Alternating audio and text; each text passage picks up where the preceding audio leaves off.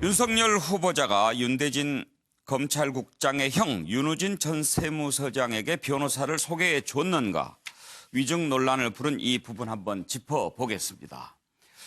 어제 청문회 날짜를 넘겨서 오늘 새벽 2시 가까이까지 진행이 됐습니다. 어제만 해도 별다른 이슈 없이 끝나는가 했는데 밤을 넘겨서 자정을 넘겨서 진행된 질문에서 새로운 녹취가 하나 등장했습니다. 한 매체가 보도한 건데요. 이 내용을 들어보면 윤우진 세무서장에게 변호사 선임을 도와주는 듯한 그런 내용이 들어 있습니다. 윤석열 검찰총장 후보자의 목소리입니다. 본인도 인정했습니다. 윤 후보자는 그 전에 청문회에서 내내 부인했거든요. 그래서 위증 논란이 불거진 것입니다. 오해를 불러서 죄송한 거다. 그러나 변호사를 선임시킨 것은 아니다라고 해명을 했고요. 윤대진 검찰국장은 오늘 입장을 밝혔습니다. 변호사 선임 내가 부탁한 것이다. 자, 이걸로 덮어질 수 있을까요?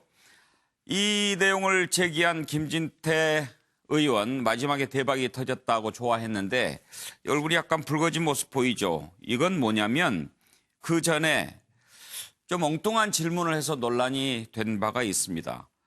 왜 어떤 사람 6월 달에 고발이 됐는데 2월 달에 만났느냐 이런 질문을 했는데 아니 고발될 걸 어떻게 미리 알 수 있느냐 이런 얘기에서 좀 입장이 난처했었는데 이 부분으로 좀 본인은 만회했다고 생각하는 것 같습니다. 자, 관련된 녹취부터 먼저 들어보죠.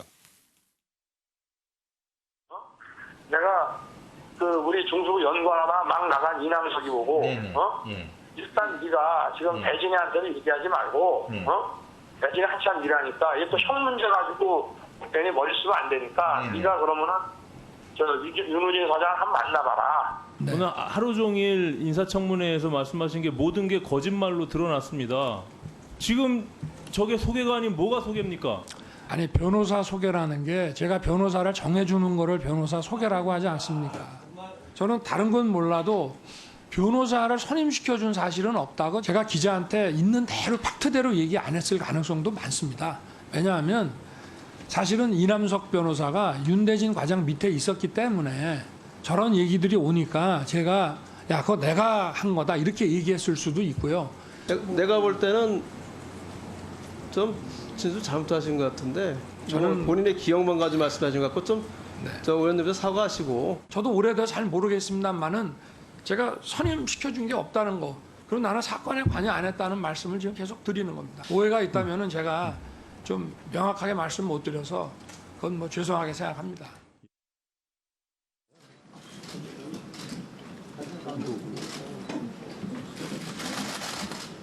어제 밤 12시가 넘어서 대박이 터졌습니다. 정말 온 국민과 함께 하루 종일 농락당한 기분이었습니다. 거짓의 가면이 벗겨지는 순간이었습니다. 아마 윤석열 후보자가 조사했던 피의자가 그랬다면은 10번도 더 구속영장이 청구됐을 겁니다. 본인이 스스로 자진 사퇴해야 된다 이렇게 생각합니다. 저희 자유한국당은 청문보고서 채택에 대해서는 완강하게 거부를 할 입장입니다. 만약에 이러한 상황임에도 불구하고 대통령이 임명을 강행한다면 저희들이 제기했던 의혹들에 대해서는 앞으로 계속 확인해 나가는 과정을 밟아 나갈 것입니다. 자, 이 부분에 대한 논점은 크게 두 가지로 봐야 될 것 같습니다. 첫째는 위증인가 아닌가 하는 부분이겠고요.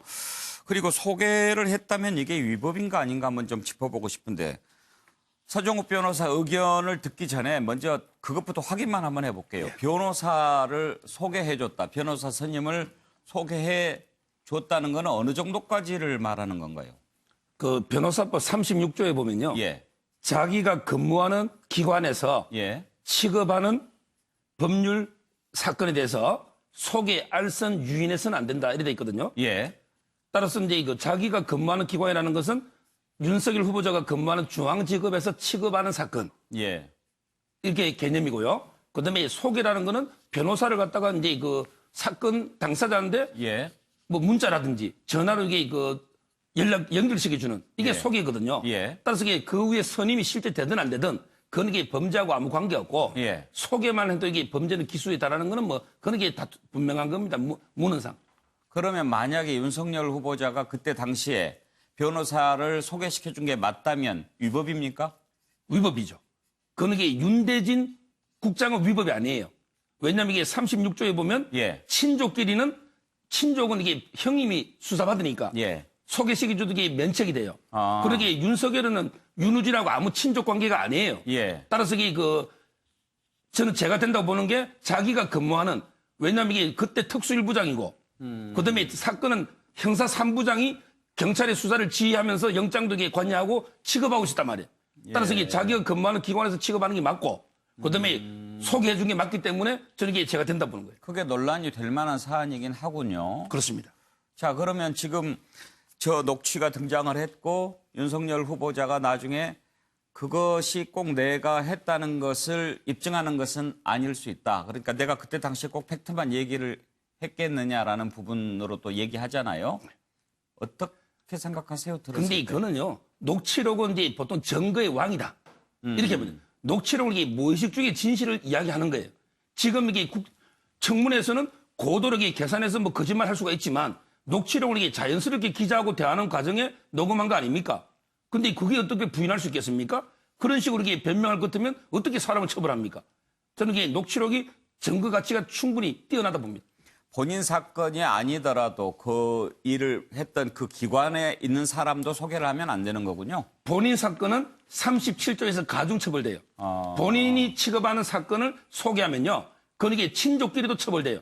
만약에 윤대진 이분이 취급하는 걸 형한테 소개하면 이거는 1년 이하의 징역으로 중한 처벌이 되고 자기가 취급하는 사건은 36조에서 그건 이게 처벌이 좀 가벼운 거예요.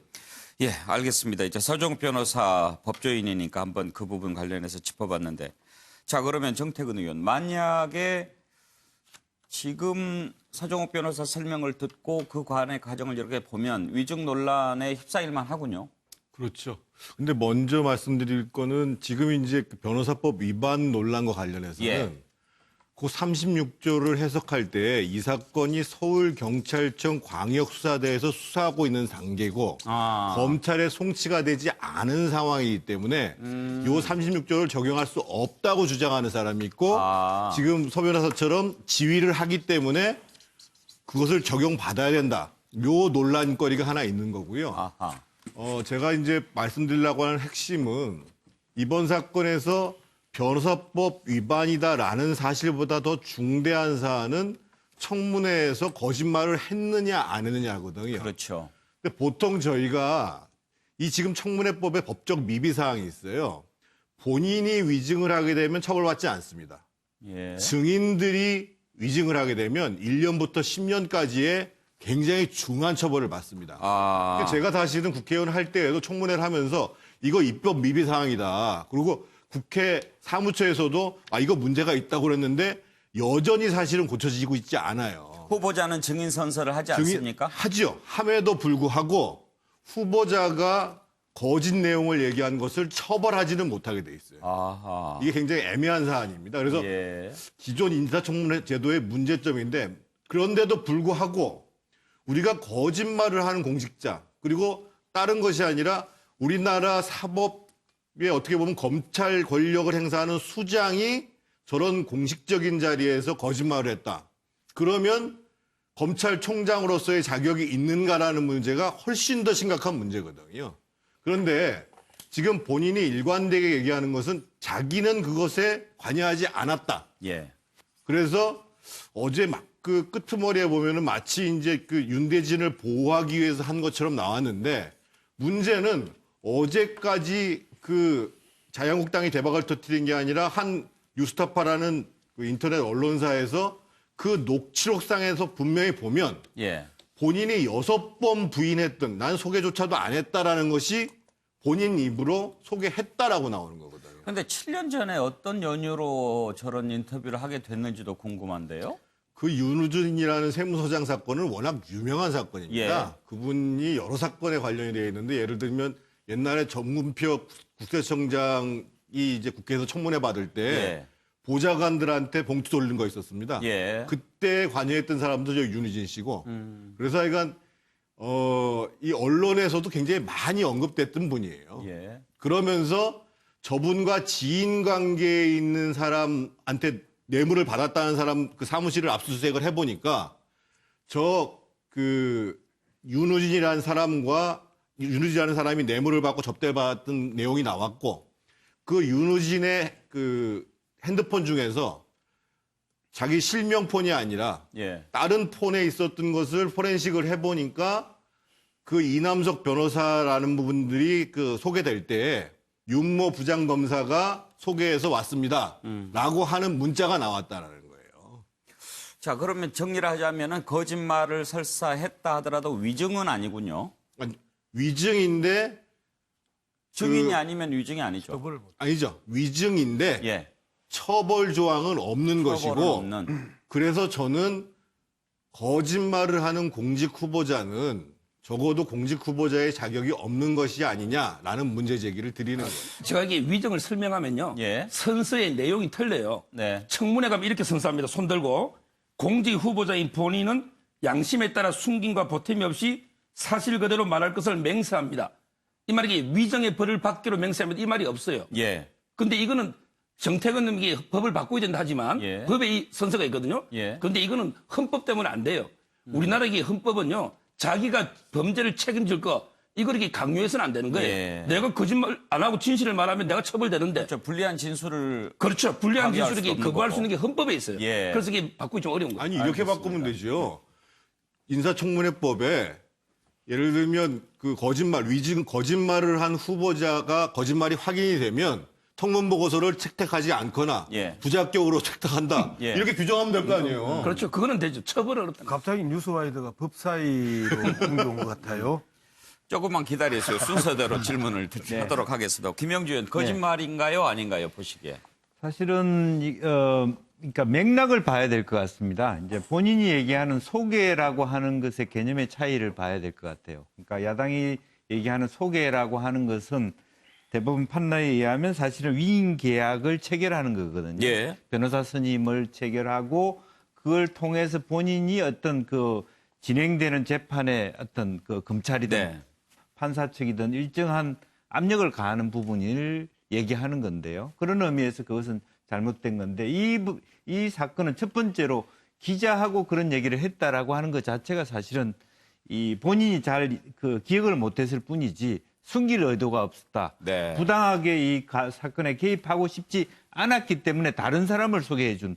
결국 최종 확인된 거는 이남섭 씨가 변호 활동을 한 걸로 확인됐다. 그 말 자체도 사실과 달라요. 이남석 변호사가 선임이 됐나요? 예, 선임이 된 것으로 확인됐습니다, 사실은. 예. 그런 부분이 있기 때문에 어떻게 보면 그걸 위정이라고 하면 두 번 위정을 한 거예요, 사실은. 예. 이남석이라는 사람이 소개만 시켜줬지만 제대로 했는지 모르겠다고 하지만 실제로 변호 활동을 한 걸로 나와 있습니다. 예. 그래서 그런 부분에 있어서의 이분이 그런 말을 하는 맥락, 그러니까 내가 소개를 해주고 그것을 통해서 자기가 이떠한 부당한 압력이나 이익을 받았느냐의 문제에서 오히려 박주민 의원이나 금태섭 의원이 얘기하듯이 오히려 이 사건과 개입하지 않으려고 하는 그 나름대로의 고역지책이었다라는 그 측면이 예. 하나 있고요. 맥락적으로. 또 하나는 이제 사실은 뭐 정확하게 말하지 못한 것은 잘못이죠.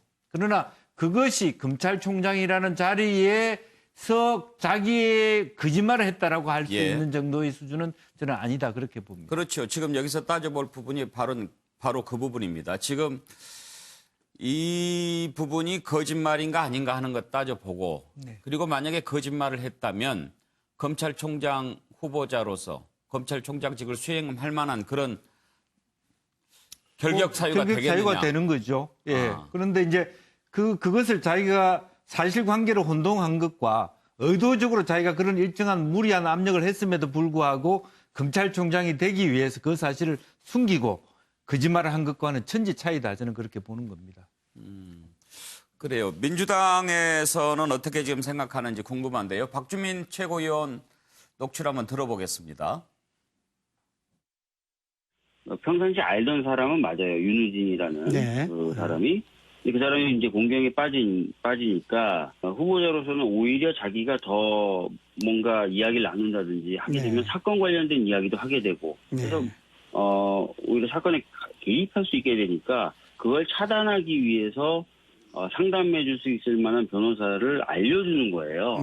변호사법 위반이 되지는 않는다라고 저는 이제 보고 있는데 왜냐하면은 직무와 관련성이 있어야 되는데 당시에 그 해당된 사건이 있었던 부서에 근무하지 않고 있습니다. 두 번째는 변호사법에서의 소개라고 하는 것은 단순하게 우리가 누가 누구 좀 만나봐 또는 이렇게 얘기하는 게 그 변호사법 위반의 소개 행위가 아니거든요. 이게 대법원 판례에 의하면 위임 계약 체결을 주선하거나 중지하는 것을 얘기해요. 그런 게 전혀 아니라는 겁니다. 자, 차지영 교수 의견 한번 들어보고 싶은데요. 예, 저는 뭐 저희 그 여야의 정치적 공방을 떠나서 어제 청문회를 지켜봤던 국민의 시각에서 한번 볼 필요가 있지 않나 생각이 들어요. 제가 판넬을 이렇게 썼습니다. 윤석열은 없다라고 썼는데요. 아마 상당수의 국민들은 아마 이 지금 윤석열 후보자에 대한 기대를 많은 부분들이 아마 접는 그러한 계기가 되지 않았을까 하는 생각이 듭니다. 뭐 아시다시피 윤석열 검사에 대해서 이 국민적으로 생각하는 분명한 이미지가 있거든요. 상당히 강직한 검사, 정의만을 추구하는 검사, 그리고 지금 사실 살아있는 권력에 대해서 과감하게 칼을 들이댈 수 있는 검사에 대한 이미지가 상당히 있었다는 것이죠. 그런데 어제 윤석열 후보자가 본인은 뭐 착각에 의해서 이야기를 했다고는 하지만 그러나 지금 진행된 정황을 보면 자신이 검찰총장직에 오르기 위해서 의도적인 거짓말을 한 것이 아닐까라는 의구심이 분명히 있는 것이거든요. 그렇다고 한다면 이 본인이 지난번 이 검찰총장 그 청문과 관련해서 서면 답변에 자신의 장점을 이렇게 이야기를 했어요.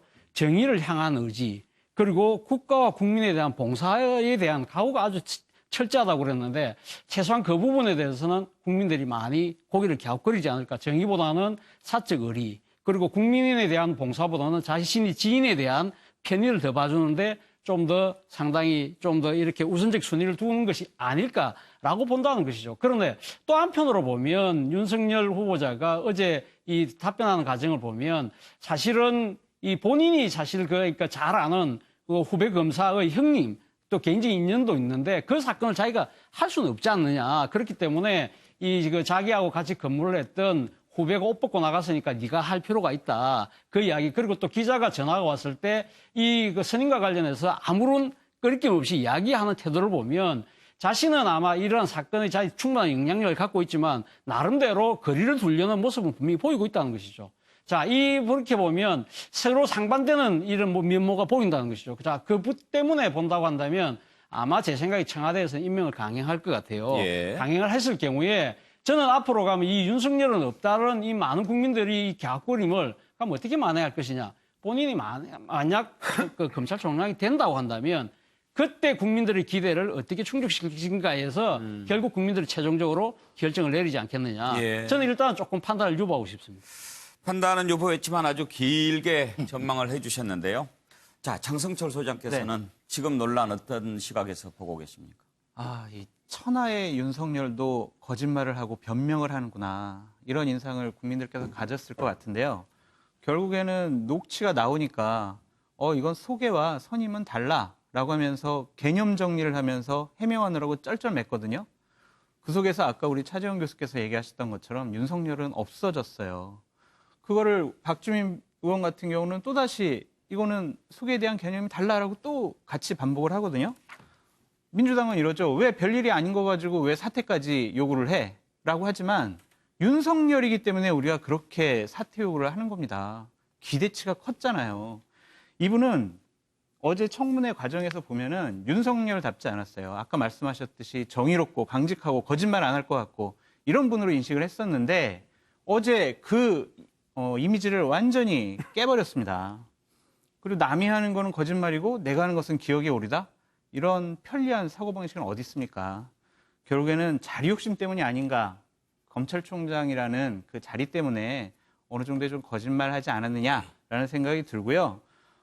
진영을 떠나서 멋있다고 생각을 했는데 좀 볼품이 많이 없어졌네요. 양문석 이사장. 볼품이 없어졌네요에 동의합니다.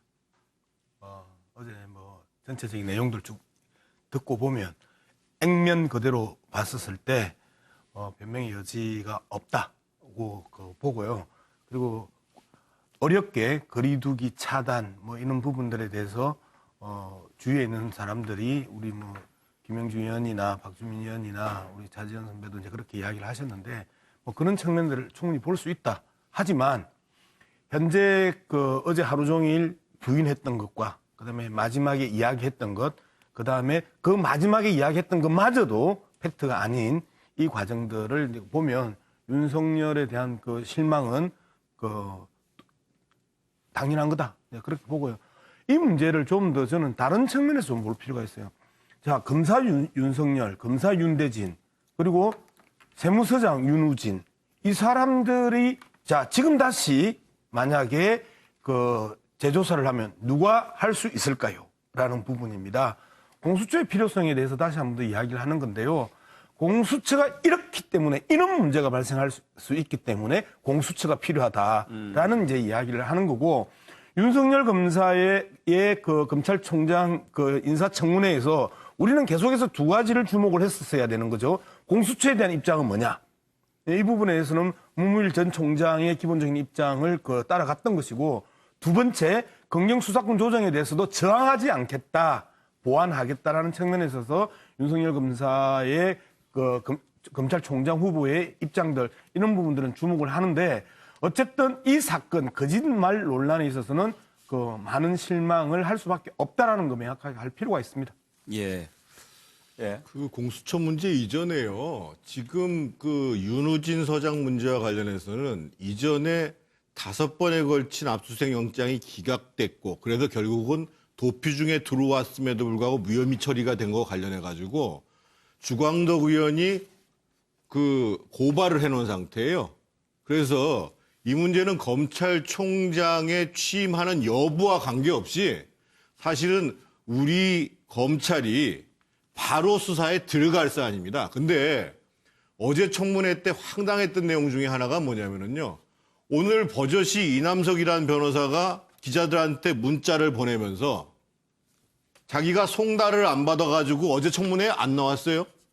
어제 채택된 증인 중에 5명 중에 경찰 당시에 수사에 관여했던 2사람만이 나오고, 윤우진을 포함해가지고 이남석 변호사 또 한 사람, 이 후보자한테 불리하다고 얘기하는 증인들이 한 명도 나오지 않았어요.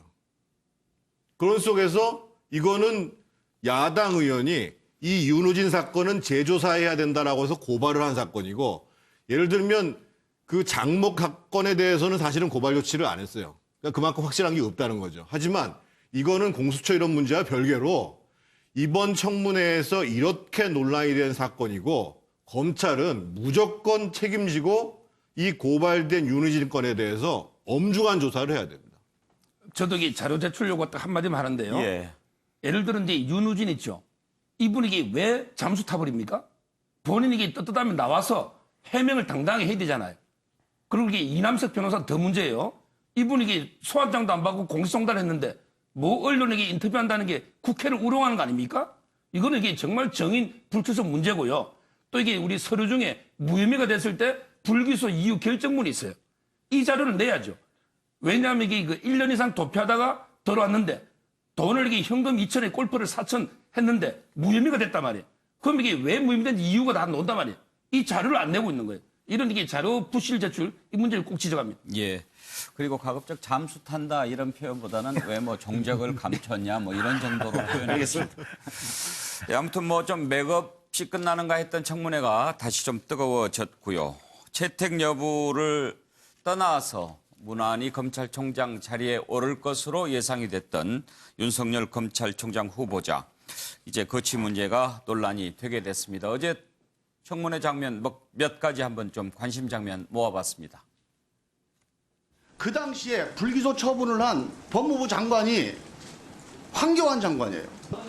여기다가 황교안 장관, 전 장관 증인을 불러야 됩니다. 그 당시에 서울중앙지검장은 지금 자유한국당의 의원으로 계시는 최교일 의원입니다. 팩트를 아시고 지적을 해 주십시오. 대응을 하려면 정확하게 공부 좀 하고 대응하세요. 우병우 검사를 유능하고 책임감이 강한 검사라고 생각한다. 검사 때만 그랬죠? 저는 뭐 검사로 같은 부서에 제가 아니 2년간 글쎄 근무한 검사 때는 그렇게 생각했는데 그러니까 그분이 검찰을 떠난 이후에 제가 판단할 위치에 있지는 않은 것 같습니다. 우병우를 하니까 네. 싹 짜가지고 그러면 자기 식구 감사하는 데는 아주 1등으로 잘하겠네요. 이런 피 묻은 손으로 검찰의 수장이 될 수 있다고 보시는지 말씀 부탁합니다. 검찰 안에서도 제가 굉장히 아끼고 사랑하던 후배입니다. 이 일 있고 나서 한 달 동안 저도 알아 누울 정도로 마음이 괴로웠습니다. 이 비극을 만들어낸 건 이 비정한 정치입니다. 윤석열이 수사를 해서가 아니고 앞으로 대한민국 검사들이 정권에 동원돼서 불법에 내몰리지 않는 대한민국 만드는데 윤석열 후보자의 임무가 있다. 위원님 말씀 유념해서 하여튼 열심히 하겠습니다.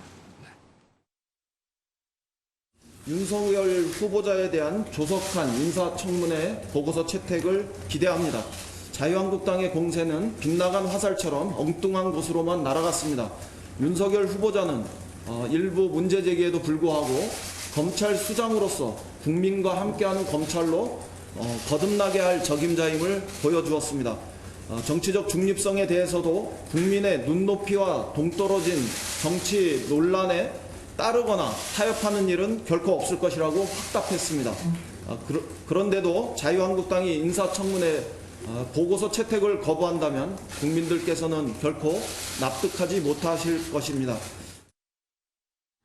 윤석열 검찰총장 후보자 인사청문회는 온종일 국민들이 우롱당한 거짓말 잔치였습니다.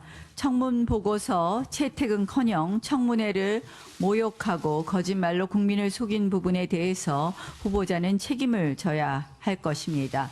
윤 후보자는 하루 종일 청문위원들의 질의에 모르쇠로 일관하다가 이 녹취 파일을 통해서 이 거짓 증언이 명백히 드러났습니다.